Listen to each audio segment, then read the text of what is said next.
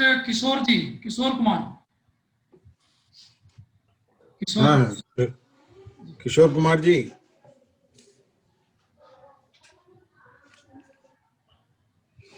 किशोर जी।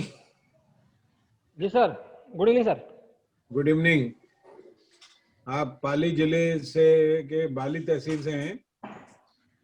आपके सेकेंडरी में 60%, senior secondary में 67 और ग्रेजुएशन में 61। ज्योग्राफी में आपने एमए किया।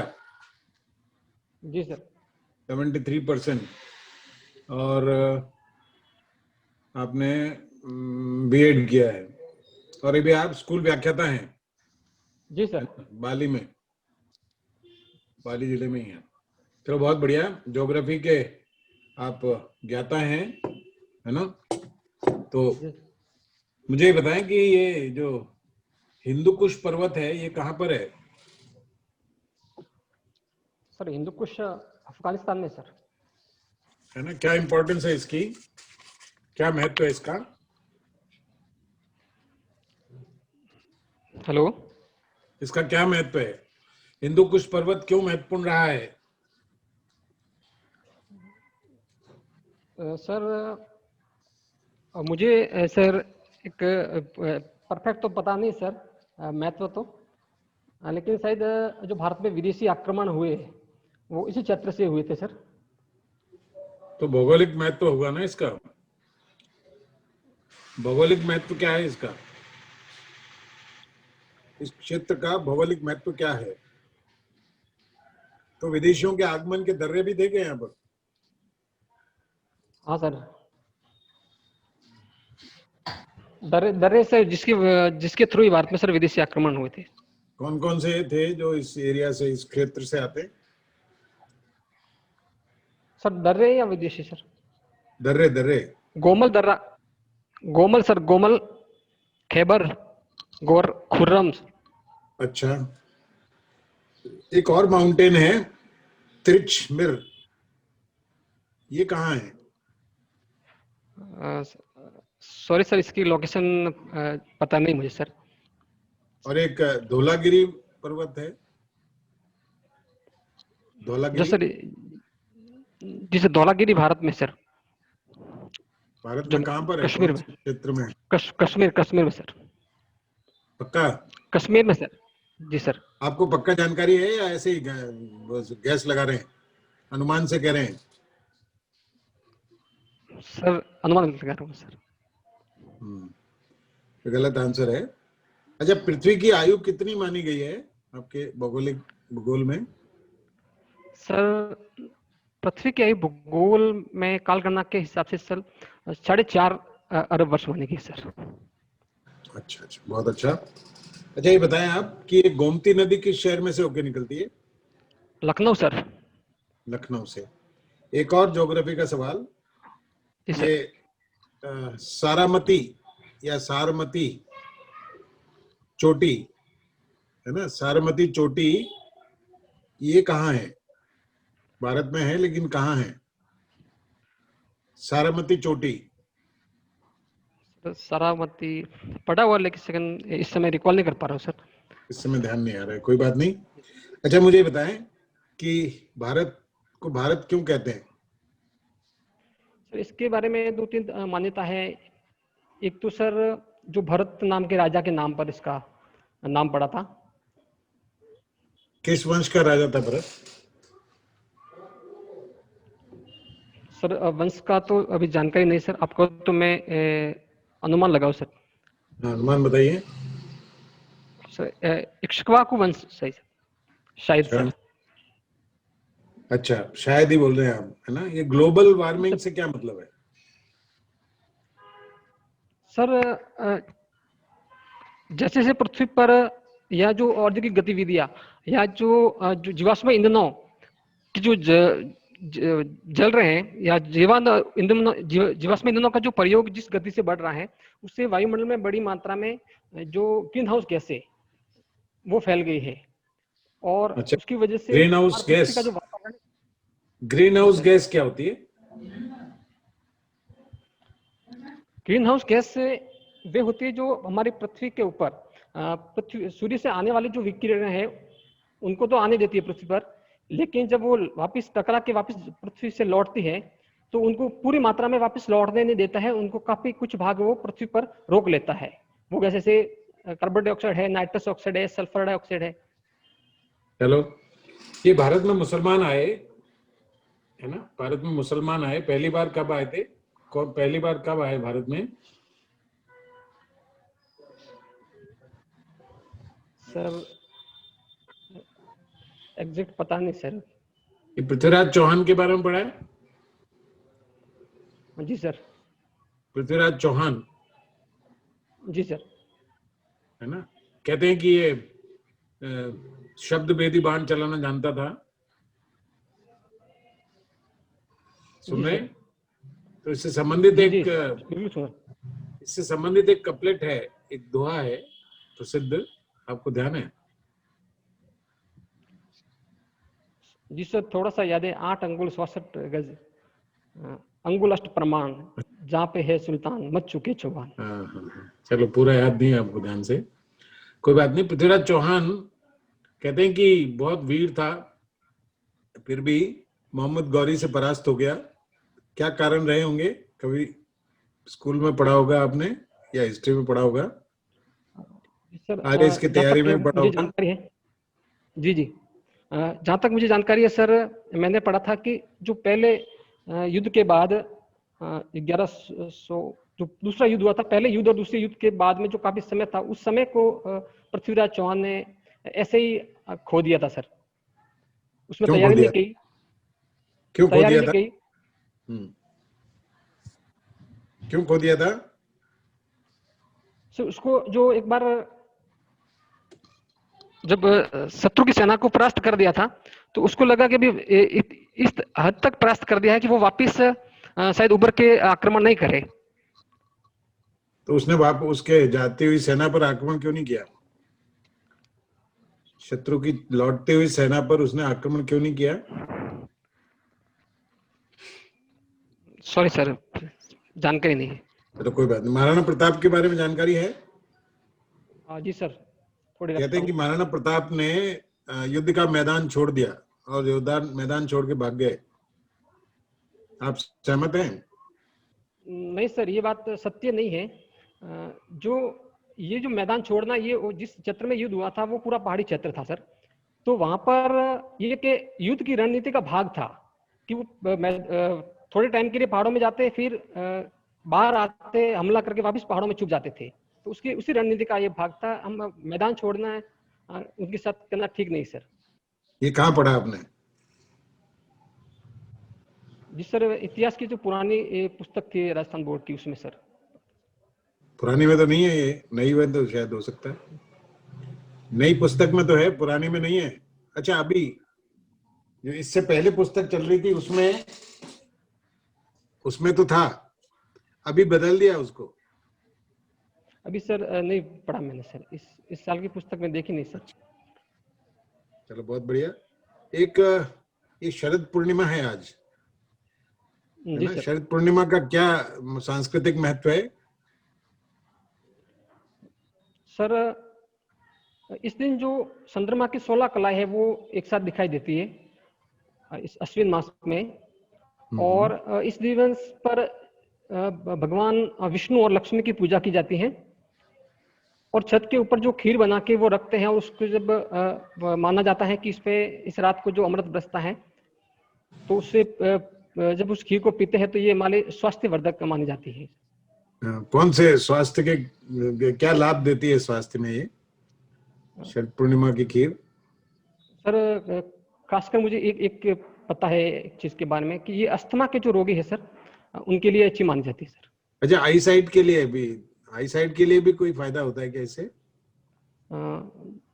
जी सर, इस समय जानकारी नहीं है। तो अपने ग्रामीण गांवों के अंदर ये प्रचलन था ना कि औरतें, महिलाएं जो है रात को बैठ के और सुई पिरोया करती थी चांदनी में। जी सर। शरद पूर्णिमा की चांदनी में सुई पिरोया करती थी 100 बार, 1000 बार कंपटीशन से। जी जी। उससे कहते हैं कि कोई तो ऐसी परंपरा, दृष्टि अच्छी हो जाती है। आपके गांव की तरफ है ऐसी परंपरा? जी सर, इधर नहीं सुनी कभी, ना देखी सर कभी। चलो ठीक है, धन्यवाद। Thank you sir. जी अतुल सर। जी किशोर जी, आवाज आ रही है मेरी? जी सर, बिल्कुल। जी, आप टीचर हैं? जी सर। अच्छा, न्यूज़पेपर तो जरूर पढ़ते होंगे? जी पढ़ता हूँ। राष्ट्रीय संबंधों में ज्यादा रुचि है या अंतर्राष्ट्रीय में? सर जब भी मौका मिलता दोनों ही पढ़ लेता हूँ सर। अच्छा अच्छा। खास भारत और अमेरिका के बीच में भी 2+2 वार्ता हुई है, क्या है ये 2+2 वार्ता? सर 2+2 वार्ता किसी देश के विदेश मंत्री और रक्षा मंत्री के बीच में, दोनों देशों के जो रक्षा मंत्री विदेश मंत्री होते हैं सर, वो इसमें वार्ता करते हैं सर। अच्छा अच्छा। क्या एक घोषणा पत्र जारी किया गया, क्या प्रमुख निष्कर्ष हैं उसके? सर पूरा तो नहीं पढ़ पाया, लेकिन जो एक समझौता हुआ उसके बारे में पढ़ा था सर बेक का जो समझौता है। जी जी, क्या है समझौता, वो पता नहीं है आपको? वो समझौता जो एक्सचेंज, बेसिक एक्सचेंज एग्रीमेंट है सर, जी जो जिसमें स्पेशल जो मैप है वो एक दूसरे के देश को एक्सचेंज कर सकते हैं सर, जो सैटेलाइट से प्राप्त मैप है वो, जिसका रक्षा क्षेत्र में उपयोग किया जा सकता है। चाइना का कहना है कि अमेरिका भड़का रहा है भारत को, आप सहमत हैं इस बात से?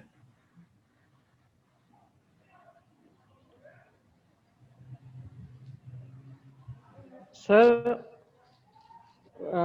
ये भारत भी एक संप्रभु देश है, पुराना लोकतंत्र है, तो सर भड़काने की जो बात है वो इतने मैच्योर लोकतंत्र में सर कहना ठीक नहीं है, कि वो भारत को भी अपने जो रक्षा हितों की चिंता है, अपने देश की सुरक्षा की चिंता है, तो वो अपने देश के संबंध में वो ऐसे देश से बनाएगा जिससे उसको कुछ लाभ हो। सर ये भड़काने से विचार ठीक नहीं है चाइना के सर। नहीं तो लाभ की कीमत भी तो चुकानी पड़ेगी। हम अस्त्र शस्त्र खरीदेंगे, गरीबी बेरोजगारी जैसी इतनी समस्याएं हैं, उन पर ध्यान नहीं देंगे। अमेरिका फ्रांस इन सब की कंपनियों से अस्त्र शस्त्र खरीदेंगे, उसमें पैसा खर्च करेंगे, तो उनका तो फायदा है, हमें क्या फायदा उसका? सर आर्थिक रूप से व्यापार बढ़ेगा, हमारे साथ आयात निर्यात बढ़ेगा, तो हमें मुद्रा भी प्राप्त होगी, उसका भी उपयोग होगा। जैसे टेक्नोलॉजी प्राप्त होगी, तो कुछ टेक्नोलॉजी का हम यहाँ पे जैसे अपने देश में उत्पादन करने में, अस्त्र शस्त्रों का उपयोग करने में, उत्पादन करने में उपयोग कर सकते हैं सर, और यहाँ के लोगों को भी रोजगार दे सकते हैं। हमने फ्रांस से राफेल मंगाया, उसमें हमारा क्या फायदा? राफेल हमें मिले, इसके अलावा आर्थिक फायदा क्या है? और राफेल भारत में बनेंगे क्या, या टेक्नोलॉजी हमारे पास आ गई है उसकी? अभी तो सर भारत नहीं बना पाने की स्थिति में नहीं है, लेकिन जो सर जो ऑफशोर समझौता जो कहा जाता है, उसके हिसाब से वो टेक्नोलॉजी भारत को देगा, और कुछ निवेश भी जो करेगा, तो हो सकता है उससे भारत में उस शस्त्रों का निर्माण किया जा सके, यहाँ के लोगों को रोजगार दे सके, या दूसरे देशों को भारत से कुछ रक्षा उत्पाद बेचे जा सके सर। अच्छा अच्छा अच्छा। ये बताएं, यूरोप में कोरोना की दूसरी लहर आ रही है, जी जानकारी है इस बारे में आपको? जी सर, थोड़ी है, पढ़ा था सर कल। क्या है ये दूसरी लहर? फिर से फ्रांस में लॉकडाउन लग गया है? सर वहाँ की सरकारों ने जो लॉकडाउन में जो ढील दे दी थी, या जो इसके जो प्रोटोकॉल थे या जो नियम थे, उस नियमों में ढील दी थी, उससे जो जनता सामुदायिक स्तर पर सार्वजनिक जगहों पर बड़ी संख्या में इकट्ठी होने लगी, और जिससे जो संक्रमण है वो कोरोना का वापिस बढ़ने लगा है सर। अच्छा अच्छा। तो कब तक लॉकडाउन रखा जाए, उसकी भी तो कोई समय सीमा होनी चाहिए। हमारे देश में इतने दिनों से लॉकडाउन रहा, इतनी बुरी स्थिति होगी अर्थव्यवस्था की। सर लॉकडाउन को लंबे समय तक नहीं खींचा जा सकता, लेकिन उसके लिए जो प्रोटोकॉल या नियम बने हुए हैं सर, उस नियमों का पालन करते हुए हमें आगे बढ़ना होगा। अन्यथा सर हमें जैसे अर्थव्यवस्था में जो समस्या उत्पन्न हुई है, जो नुकसान हो रहा है, इस प्रकार के कई प्रकार के नुकसान हमें हो सकते हैं, तो ज्यादा समय तक सर लॉकडाउन में हम नहीं रह सकते। नियमों के अधीन। जी जी, आम आदमी कैसे उन प्रोटोकॉल के नियमों को फॉलो करेगा? अभी दिवाली है, कितने मार्केट में जाम लग रहे हैं, पैर रखने की जगह नहीं है, लोगों ने मास्क भी नहीं लगाया। आम आदमी कैसे फॉलो करे उन प्रोटोकॉल्स को? जी सर, ये काम प्रशासन को सर जो करना चाहिए। आम आदमी तो जैसे काफी समय से लोग घर में बैठे थे, या जो काफी समय से लोग बेरोजगार थे, तो उनको तो कोई न कोई काम करने की या कोई अर्निंग करने की आवश्यकता है। तो प्रशासन को कुछ क्षेत्र तय कर देने चाहिए सर, जहाँ पर इस प्रकार के बाजार लगाए जाए, जहाँ ज्यादा भीड़ नहीं हो, या जो बड़े मैदान हो वहां पर दुकानें या बाजार है वो लगाए जाने चाहिए सर।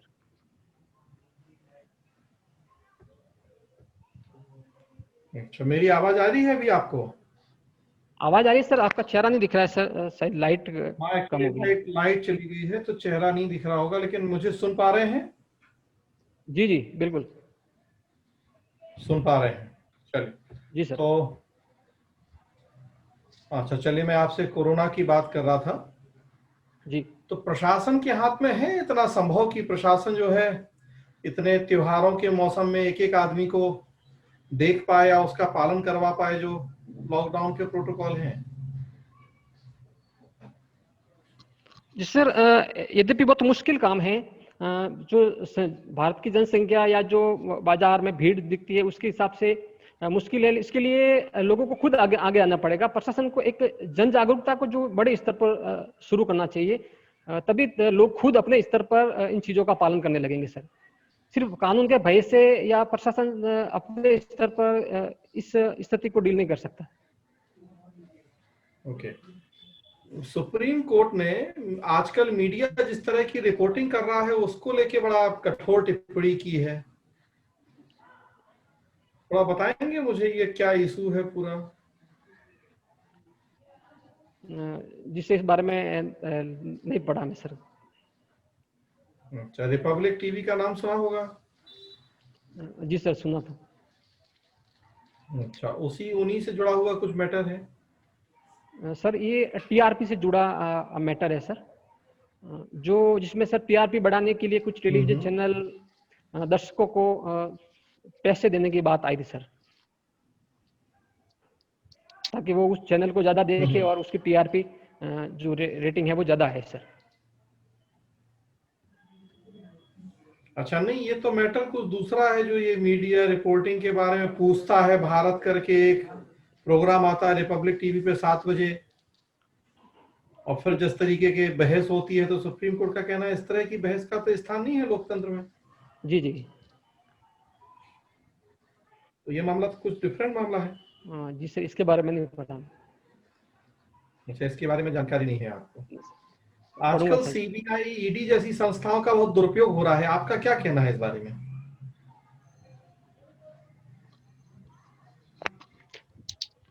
Hello sir.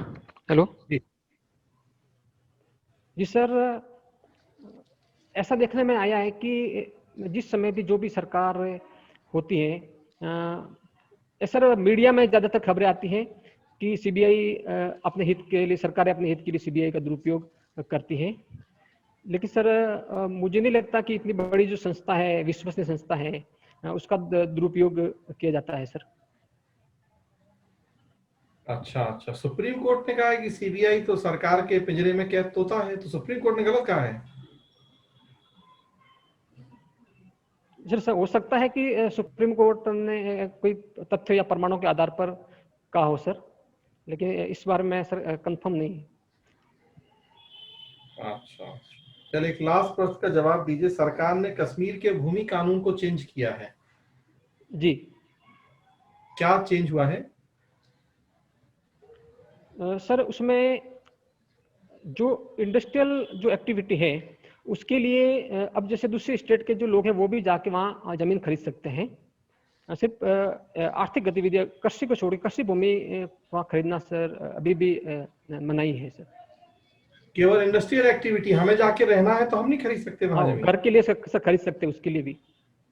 अच्छा अच्छा, लेकिन वहां की जो लोकल पार्टियां, उनका कहना है कि हिमाचल में नहीं खरीद सकते जमीन और कश्मीर में जमीन खरीद सकते हैं, ऐसा क्यों? सर पिछले काफी समय से जैसे 70 सालों से जब धारा 370 हटाई है, तो कश्मीर को कुछ कानून ऐसे थे जिनकी वजह से वहां पे दूसरे राज्य के लोग नहीं जा सकते थे। तो वहां पर कुछ आर्थिक जो गतिविधियां वहां पे शुरू नहीं हो पाई, और रोजगार के जो साधन थे वो बहुत सीमित थे। तो वहां पर सर राज्य में आर्थिक गतिविधियां शुरू करने के लिए अगर ये छूट दी जाती है तो बाहर से लोग आएंगे, वहां निवेश बढ़ेगा, तो वहां की अर्थव्यवस्था भी मजबूत होगी और लोगों को रोजगार भी मिलेगा सर, जहां तक मेरी राय है। नहीं, मेरा प्रश्न दूसरा था। मेरा प्रश्न ये कि हिमाचल में नहीं है ऐसी आजादी, तो ऐसा क्यों है? सॉरी सर, इसकी जानकारी नहीं सर। ठीक है सर। जी राजेश जी किशोर कुमार जी। जी सर। सुन पा रहे हैं? जी बिल्कुल। लोक सेवक हैं आप वर्तमान में? जी सर। क्या दायित्व होते हैं एक लोक सेवक के? जी सर। लोक सेवक होने के क्या दायित्व होते हैं? लोक सेवक शब्द को परिभाषित कीजिए थोड़ा। हाँ, लोक सेवक के रूप में कोई भी व्यक्ति अपने संविधान के प्रति जो उसके कर्तव्य होते हैं उनको पूरा करना होता है, और जनता की जो अपेक्षाएं होती है उनसे उन पर खरा उतरने की जो जवाबदेही होती है वो लोक सेवक की होती है। जी।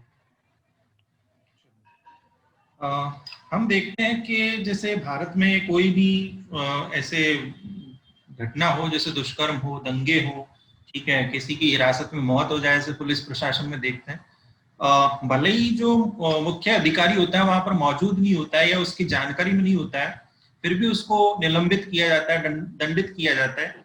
क्या ये सही है रवैया? सर इस प्रकार के जो रवैये को हम सही नहीं कह सकते, लेकिन एक कहावत है कि गेहूं के साथ घुन भी पीसा जाता है सर, वो वाली कहावत इसमें चरितार्थ होती है। क्योंकि अगर इस प्रकार घटनाएं होती हैं तो किसी को निलंबित करने से पूर्व घटना की पूरी जांच होनी चाहिए कि वास्तव में कौन लोग उसमें इन्वॉल्व है। तो उससे क्या होता है कि सर किसी के साथ जो अन्याय होने से हम बचा सकते हैं सर। अच्छा, आपके सामने ऐसा कोई प्रसंग सामने आया है आपके कार्यकाल में? जी सर, कार्यकाल में एक बार जो जब मैं प्राइमरी स्कूल में था उस समय हुए थे सर, वीडियो साहब आए थे, तो उस समय एक दो टीचर की गलती थी, उसमें सर पूरे स्टाफ के ऊपर चार्ज लगा दिए थे सर, और फिर नोटिस पकड़ा दिए थे सर। अच्छा, भारत के संविधान के कौन से अनुच्छेद है जो लोक सेवक को संरक्षण देते हैं या प्रावधान है संरक्षण का?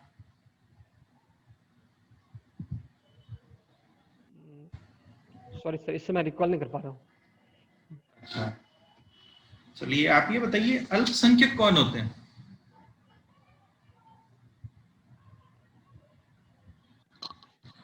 हेलो सर, हेलो, सुन पा रहे हैं? जी सर, एक रिपीट कीजिए सर एक बार। अल्पसंख्यक किसे कह सकते हैं भारत में? अल्पसंख्यक वो समुदाय होता है जिसकी जनसंख्या उस क्षेत्र की या जो स्टेट की कुल जनसंख्या का 50% से कम हो, उसको हम अल्पसंख्यक की श्रेणी में रख सकते हैं। भारत एक धर्मनिरपेक्ष राज्य है या पंथनिरपेक्ष राज्य है? अगर सर धर्मनिरपेक्ष पंथनिरपेक्ष के स्तर पर देख तो भारत को मैं जब तक मेरी समझ है पंथनिरपेक्ष राज्य मानता हूँ सर। और संविधान में क्या शब्द यूज हुआ है प्रस्तावना में? संविधान में सिर्फ पंथनिरपेक्ष ही है। अच्छा, दोनों में अंतर क्या है? धर्मनिरपेक्षता और पंथनिरपेक्षता में अंतर बता पाएंगे? सर धर्मनिरपेक्षता से तात्पर्य तो होता है कि व्यक्ति का धर्म से बिल्कुल कटाव होता है, वहां से बिल्कुल धर्म से दूरी है, लेकिन पंथ निरपेक्षता से मतलब होता है कि राज्य धर्म का सम्मान तो करता है लेकिन किसी एक राज्य से एक धर्म से जुड़ाव नहीं रखता है, सभी धर्मों के साथ सम्मान बराबर व्यवहार करता है। जम्मू कश्मीर में धारा 370 और 35A जो अनुच्छेद है वो कब रद्द किए गए थे? सर 5 अगस्त 2019। अच्छा, और जम्मू कश्मीर और लद्दाख को यूटी का दर्जा कब दिया गया था? सर एग्जैक्ट पता नहीं, अगर सर गैस करने की अनुमति दे तो मैं। जी गैस करिए। सर 31 अक्टूबर 2019। एक ये बताइए, अमेरिकी चुनाव में वोट कटवा, कभी मैंने पढ़ी थी न्यूज, वोट कटवा कौन है अभी अमेरिकी राष्ट्रपति के चुनाव में?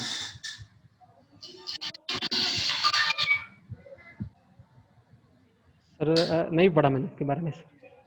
आपने ग्रीन पार्टी का नाम सुना? Green party? जी सर, हॉकिंस, हाँ। Howie Hawkins sir. जी, उनको ही वोट कटवा कहा जा रहा है। जी जी। एक नीति आयोग जी कब गठन हुआ था इसका? सर 1 जनवरी 2015 को। हाँ, अभी वाइस चेयरमैन कौन है इसके? राजीव कुमार। गुड। देखिए, न्यूज़पेपर पढ़ रहे हैं आप? जी सर। भारत सरकार के मुख्य आर्थिक सलाहकार हैं, उनका नाम बताइए वर्तमान। सर पूरा नाम Subramanyam sir, S Subramanyam sir. अच्छा, उन्होंने कोई चिंता जाहिर की है? अभी एक वक्तव्य पढ़ा मैंने उनका, क्या बोला है उसमें उन्होंने? सॉरी सर, जानकारी नहीं पढ़ पाए। एक अंतिम प्रश्न मेरा, पूरे विश्व को पता है कि पाकिस्तान एक आतंकवाद को बढ़ावा देने वाला देश है, फिर भी उस पर कठोर कार्रवाई से क्यों बचते हैं दूसरे देश? सामान्य जो कार्रवाई है वही चल रही है, कठोर कदम क्यों नहीं उठाए जा रहे? सर भारत की बात करें सर, दूसरे देश वैश्विक स्तर पर बात करें तो? वैश्विक स्तर पर सर यूएनओ में जो चाइना जैसा देश है वो उसका समर्थक है, तो जब कोई कठोर कार्रवाई की बात आती है तो वो उसमें सर या तो वीटो कर देता है या कोई दूसरे प्रकार का अड़ंगा लगा देता है, जिसकी वजह से कठोर कार्रवाई नहीं हो पाती है। चलिए जी, ललित सर। जी किशोर जी। जी सर। ये बताइए कि गुपकार डिक्लेरेशन क्या है? सर ये जम्मू कश्मीर में जो धारा 370 थी उसको पुनः बहाल करने के लिए जो जम्मू कश्मीर में जो विपक्षी दल हैं उनके द्वारा एक समझौता किया गया है, वो गुपकार डिक्लेरेशन है सर, जो गुपकार नामक स्थान पर श्रीनगर में। ये कब समझौते में कितना समय हो चुका है इसको किए? सर साल भर हुआ, 4 अगस्त 2019 की। 2019 को क्या तारीख बताई आपने? 4 अगस्त सर। तो और जो जम्मू कश्मीर पुनर्गठन अधिनियम है वो कब लागू हुआ है? सर लागू 31 अक्टूबर 2019। ठीक है, और पारित कब हुआ है? 5 अगस्त 2019। तो एक दिन पहले इन्होंने ये डिक्लेरेशन किया है। जी। ऐसा क्यों?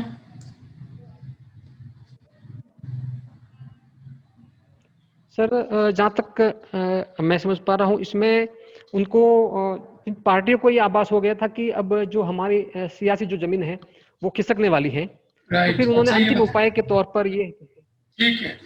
अच्छा ये बताएं कि क्या गुपकार डिक्लेरेशन से पाकिस्तान का कोई लिंक है, संबंध बनता है?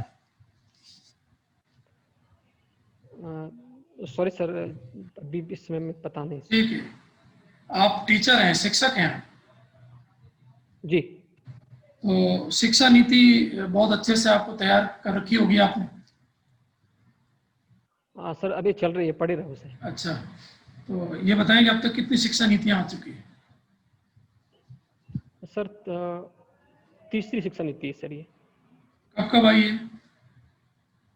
सर एक 1968 थी, एक 1986 थी, और ये अभी जो तीसरी 2020।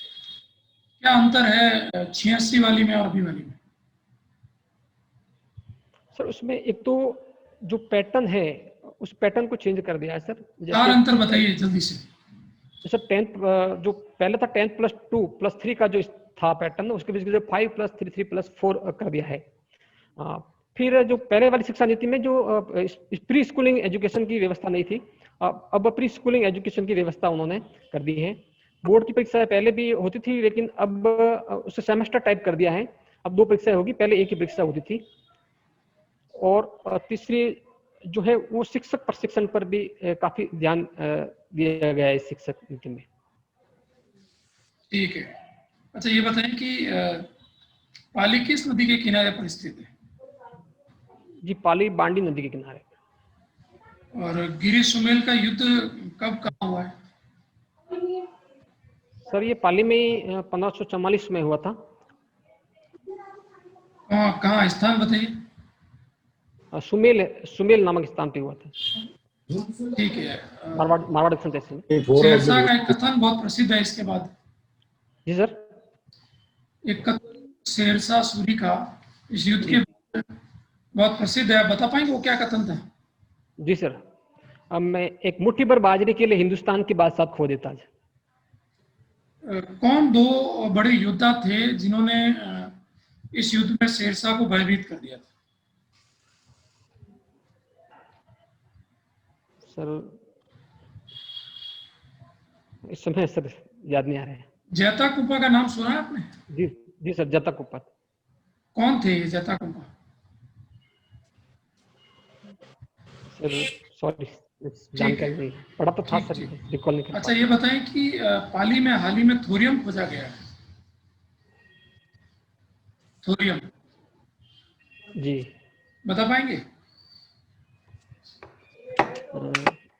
अच्छा ये सर बताएं जानकारी कि नहीं सर। एडगर और फर्ग्यूसन कौन है? जी सर। दो व्यक्ति हैं, एडगर और फर्ग्यूसन, इनका नाम सुना है आपने? सर सुना, नाम सुना हुआ है, आप थोड़ा हिंट दे तो मैं सर रिकॉल ये कर। किसी बांध से संबंधित है? सर जवाई बांध। क्या है? ये सर इंजीनियर थे वहाँ जवाई बांध के। अच्छा, और एक भारतीय इंजीनियर भी थे वहां पे? जी सर, लेकिन इस समय रिकॉल। मोती सिंह जी का नाम सुना आपने? मोती जी, सिंह। मोती सिंह जी सर। ठीक है। अच्छा ये बताएं कि खड़ीन क्या होता है? खड़ीन खड़ी सर ये पश्चिमी राजस्थान में खासकर जो जल संरक्षण की एक पद्धति है, जिसमें जो ढालूनुमा होती हैं, एक तरफ जब बारिश का पानी उसमें भरता है तो जैसे जैसे पानी आगे बढ़ता है, पीछे की जो नमी वाली भूमि है उसमें लोग खेती करते हैं, तो उससे जल की उपलब्धता भी हो जाती है और फसल भी हो जाती है उसमें। ठीक है। अच्छा ये बताएं कि आज का मैं अंतिम प्रश्न पूछ रहा हूँ आपसे, जो भूगोल से संबंधित है, और आपने में भी भूगोल था, फिर एमए भी भूगोल में किया, ज्योग्राफी में। ये बताएं कि अल नीनो और लानिनो इफेक्ट क्या होता है? El Nino La Nina effect. जी सर, अल नीनो और लानिनो दोनों एक मौसमी घटना है, वैश्विक मौसमी घटना है, जो दो, जैसे दक्षिणी अमेरिका के जो पेरू का तट है वहां पर एक जो जल धारा जो उद्भव होता है, हम्बोल्ट जल धारा, जो जब इस साल ये जल धारा उत्पन्न होती है, गर्म जल धारा होती है, तो वहां का जो टेम्परेचर बढ़ जाता है, और जब टेम्परेचर बढ़ जाता है तो वहां का जो एयर प्रेशर है वो कम हो जाता है। तो ये भारतीय मानसून को प्रभावित करती है कि जिस साल अल नीनो आता है उस साल भारतीय मानसून कमजोर होता है, और जिस साल ला नीनो आता है उस साल भारतीय मानसून स्ट्रांग होता है सर। इसका मतलब है कि ला नीनो भारत में बाढ़ का कारण है? सर अच्छी वर्षा के लिए माना जाता है ला नीनो को उत्तरदायी। बाढ़ सर, बाढ़ और अच्छी वर्षा मिलते जुलते ही हैं। अगर बहुत ज्यादा अच्छी वर्षा हो जाए तो बाढ़ भी आ जाती है। जी उपाध्याय सर, विश्लेषण करें सर। हाँ किशोर जी जी सर, आपने तैयारी कर रखी है अच्छी, कई जवाब आपने बहुत अच्छे दिए है ना, पर थोड़ा सा आपको इम्प्रूव करना पड़ेगा। अभी आपने मुझे लगता है पहला ही मॉक दिया आपने, मॉक इंटरव्यू पहला ही दिया है? सेकंड है मेरा, सेकंड है सर। तो फिर तो आपको इम्प्रूवमेंट करना चाहिए। एक तो आपकी डायलेक्ट, आपकी जो लहजा है बोलने का, उसमें थोड़ा सुधार करें आप।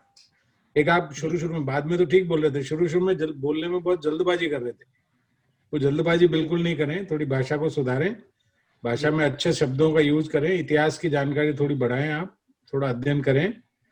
आपका टर्नआउट भी ठीक होना चाहिए, आपका जो सेल्फ लुक है वो लुक भी अच्छा होना चाहिए, बाल अच्छे बने हुए और ये सब, ठीक है ना। टर्नआउट भी थोड़ा ठीक करें आप। चेहरे चेहरे पे आप कभी जीभ निकालते हैं, कभी बार बार इस तरह के भाव आते हैं जैसे कुछ चबा रहे हैं, कुछ खा रहे हैं, चेहरे पे आपके बार बार जो ये चेंजेस आते हैं ना, इन चेंजेस में भी थोड़ा सा आप ध्यान रखें, बिल्कुल स्टेबल रहे, अपना आपका चेहरा बिल्कुल ऐसा रहे चमकता हुआ और लगे कि ये उत्साह से भरा हुआ है और आरएस बनने के लिए आया है, इसको तो बनाना ही पड़ेगा, ऐसा लगे सामने वाले को, ठीक है ना। जैसे कुछ चीजों के आपने जवाब दिए, टीआरपी के बारे में बहुत आया अखबारों में भी और न्यूज पे भी, चैनल्स पे भी। ये अभी टीआरपी की बात तो पीछे रह गई, उसके बाद की घटनाएं जो हुई हैं उनके बारे में भी आपको जानकारी पूरी नहीं थी। ईडी का दुरुपयोग आप हो रहा है उसके बारे में आपने मना ही कर दिया कि मुझे नहीं मालूम, है ना। ईडी का हर स्टेट में इसका उपयोग दुरुपयोग जो भी है, आप अपने विचार इस पर व्यक्त करने चाहिए आपको। और कभी बार बार कुर्सी से उठ के खड़े होने की कोशिश करते हैं कि वापस बैठ जाते हैं, कि ऐसे करते हैं, ये सब एक्टिविटीज इंटरव्यू के दौरान नहीं होनी चाहिए। जी और थोड़ा जीके, आपका जीके लेवल बढ़ाएं और थोड़े करंट अफेयर्स के ऊपर आप थोड़ी सी जानकारी करें, एक आध मॉक इंटरव्यू और दें आप, है ना। बाकी ओवरऑल आपका जानकारी आपकी अच्छी है, अध्ययन है आपका, और इस अध्ययन को थोड़ा सा और बढ़ाएं, कम समय रह गया, आप 2 महीने मान लीजिए आप, कम से ज्यादा नहीं तो, ठीक है। ऑल द बेस्ट, शुभकामनाएं, धन्यवाद। जी अतुल सर। भी बस न्यूज़पेपर ही थोड़ा पढ़िए ढंग से, क्योंकि जो भी करंट इशूज पूछे बहुत अच्छा, आपको जानकारी नहीं थी, सबका ही कुछ कुछ था कि हाँ 2+2 वार्ता हुई है भारत अमेरिका के बीच में, लेकिन अब क्या संयुक्त घोषणा पत्र है आपको पता नहीं है, या और जो भी बातें जिस तरीके के प्रश्न पूछे वो सर ने बताए भी, वो सीबीआई ईडी हो या रिपब्लिक इंडिया को लेकर सुप्रीम कोर्ट की टिप्पणी हो, तो न्यूज़पेपर नहीं पढ़ रहे, या पढ़ रहे हैं तो वो सरसरी निगाह से देख रहे हैं। सर जो प्रादेशिक स्तर का है, जो स्टेट लेवल का न्यूज़पेपर मिलता है सर, जो दिल्ली का है तो उसमें थोड़ी ज्यादा न्यूज आती है सर। नहीं, अब ये तो जो भी घटनाएं हम पूछ रहे हैं तो किसी भी न्यूज़पेपर में होगी, और अब प्रादेशिक है तो आप राष्ट्रीय संस्करण पढ़िए। एक राष्ट्रीय संस्करण भी जयपुर या जहां भी तो बड़ा इजीली ऑनलाइन आजकल तो चीजें सारी उपलब्ध हैं। जी बिल्कुल सर, क्योंकि अब वो सब तो पता होना चाहिए आपको, ये तो, और सारे इतने महत्वपूर्ण भारत अमेरिका, ये तो किसी भी न्यूज़पेपर में है, मीडिया की रिपोर्टिंग किसी भी न्यूज़पेपर में है, ये तो ऐसा नहीं है। मैं दैनिक भास्कर अखबार पढ़ता हूँ, आपके राजस्थान में तो बहुत पॉपुलर दैनिक भास्कर अखबार, सारी चीजें उसमें है, कैसे आप ये तर्क दे सकते हैं? तो ये तो ठीक नहीं बोल रहे हैं सर फिलहाल मैं एक ही न्यूज़पेपर राजस्थान पत्रिका पढ़ रहा था, भास्कर कभी कभी सर पढ़ पाता था। नहीं, तो आप एटलीस्ट 2 न्यूज़पेपर पढ़िए अगर ऐसा लग रहा है तो। सर आपके सलाह को बिल्कुल मैं फॉलो करूंगा। हाँ जरूर, जी सर। जी राजेश सर। जी किशोर कुमार जी, जी पक्षों में थोड़े थोड़े सुधार की आवश्यकता है, चाहे आपका बायोडेटा हो, आपके जो सब्जेक्ट्स हैं ज्योग्राफी, उसमें भी काफी आपको नॉलेज अभी रिवाइज करने की आवश्यकता है। अफेयर्स का तो बिल्कुल दिख रहा है आप न्यूज़पेपर नहीं पढ़ रहे हैं, जैसे आप बता रहे हैं सरसरी निगाह से ही पढ़ पाए। तो एक आप जो नोटबुक है वो ले लीजिए, और उसमें जो मेन पॉइंट है उसके बारे में वो पॉइंट इकट्ठे करके उन पे अपनी खुद की राय क्या है, ठीक है, उसको भी थोड़ा सा तैयार कीजिए, क्योंकि आपका खुद का राय वहाँ पूछी जा सकती है आपको बोर्ड में, ठीक है। और आत्मविश्वास की थोड़ी कमी झलक रही है, जो ज्ञान की कमी है, ठीक है। बाकी तो जो सर ने कहा वही, शुभकामनाएं। ठीक सर, थैंक यू। जी किशोर जी, तो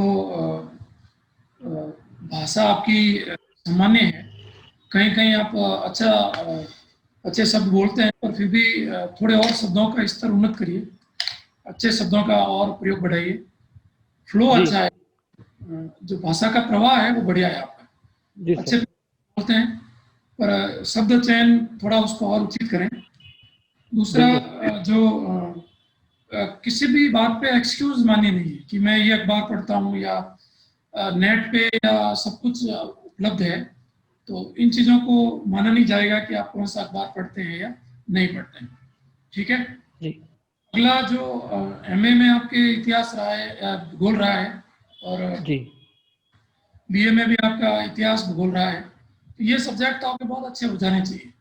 अब इसमें आप ये नहीं कह पाएंगे कि मुझे इतने साल हो गए, क्योंकि यही सब्जेक्ट अभी आपने मेंस में भी पढ़े हैं, तो कम से कम मेंस स्तर का भूगोल, इतिहास करंट इश्यूज, ये पॉलिटी, संविधान, ये सब आपका तैयार होना चाहिए, एथिक्स, और साथ में आपका बायोडाटा भी तैयार होना चाहिए। जी एक आपने उत्तर दिया कि अधिकारी को जो दंडित किया जाता है वो गेहूं में घुन पिस जाता है। जी ये उत्तर उचित नहीं है। वो अधिकारी की टेरिटरी है, वो उसका कर्तव्य क्षेत्र है। अगर उसमें किसी प्रकार की घटना होती है तो उसका जिम्मेदार उसी को माना जाएगा, चाहे वो वहां उपस्थित है अथवा नहीं है। तो उसको दंडित किया जाना न्यायोचित माना जाता है। आप उसको उसके पक्ष में जो आपका तर्क है वो उचित नहीं है। हाँ, सर, मैंने निचले स्तर के जो कर्मचारी है वो समझ के दिया मैंने उत्तर सर। नहीं, आप एक थाने में जो भी कांस्टेबल उच्च है। स्तर, आपके जो सबसे बड़े स्तर के अधिकारी होंगे उनकी जिम्मेदारी अपनी पूरी टेरिटरी में बनती है। तो हर व्यक्ति अपने टेरिटरी क्षेत्र, जो उसका अधिकार क्षेत्र है, कर्तव्य क्षेत्र है, वहां तक वो जिम्मेदार माना जाएगा। उसको उस जी जिम्मेदारी को नकार नहीं सकता कि मैं गया नहीं था, मुझे पता नहीं था, मुझे फोन नहीं आया, मुझे पता नहीं कौन कर्मचारी था। यहाँ तक कि अगर आप देखें रेलवे में कोई दुर्घटना होती थी तो जी प्रधानमंत्री शास्त्री जी ने जब पहले रेल मंत्री थे तो त्याग पत्र दे दिया जी, दुर्घटना, बिल्कुल सही बात। और उन्होंने उसकी नैतिक जिम्मेदारी लेते हुए, तो आप देखें इतने बड़े स्तर पर भी जब जिम्मेदारी डाली जाती है तो अधिकारी का स्तर तो मुझे लगता है काफी कम होता है उनसे। एक आपने जो धर्मनिरपेक्षता और पंथ निरपेक्षता का जो उत्तर दिया है, इसमें आपने अनुमान लगाने का प्रयास किया है। तो जहां तक संभव हो आप अनुमान कयास लगाने से बचें। वो उत्तर आपका सही नहीं था, तो कोशिश करें कि प्रॉपर उत्तर दें। उत्तर प्रॉपर नहीं आए तो अनुमान भी बोर्ड की अनुमति से लगाएं, ठीक है। बाकी ओवरऑल जो आपका देखा जाए तो काफी अच्छा है, और उत्तर काफी धैर्य से देते हैं, ये एक आपकी विशेषता है। और कुल मिला के ये इंटरव्यू आपका काफी एवरेज से अच्छा माना जाएगा। बस ये जी जो कमियां जो राजेश सर ने बताई है, बिल्कुल सर। थोड़ा और उन्नत किया जाए तो बेहतर होगा। Thank you sir. Kishore ji सुन रहे हैं? जी सर बिल्कुल। ठीक, okay, all the best. Thank you sir.